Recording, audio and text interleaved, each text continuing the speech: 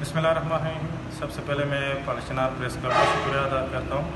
آج جو پورے میڈیٹر کا ایک ہنگامی پریس کانفرنس ہوا, موجودہ جو صورتحال ہے کورو میں, ہم چاہتے ہیں کہ اس کے حل کے لیے ہم حکومت کے ساتھ یا انتظامیہ کے ساتھ جو بھی ہمارے ممکن ہے ہم اس کے ساتھ تعاون کریں. لیکن آپ کو پتہ ہے قبائلی روایات, قبائلی کلتور, یہ نہ تو پولیس کے ساتھ, نہ ہی عدالت کے ساتھ, نہ ہی ڈی سی کے ساتھ اس کا کوئی حل ہے, کیونکہ قبائلی اپنے روایات, اپنا کلتور رکھتا ہے. ہم چاہتے ہیں کہ ایز اے میڈیٹر اس کے لیے حل نکالیں.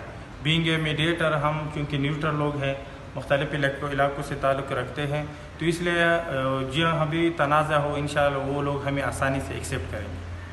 پٹھان بھائی, جب بھی جرگہ ہوتے ہیں ان کے جو مسئلے ہے تنازعات کریٹ ہو رہے, اسی کا وجہ بھی یہ ہے.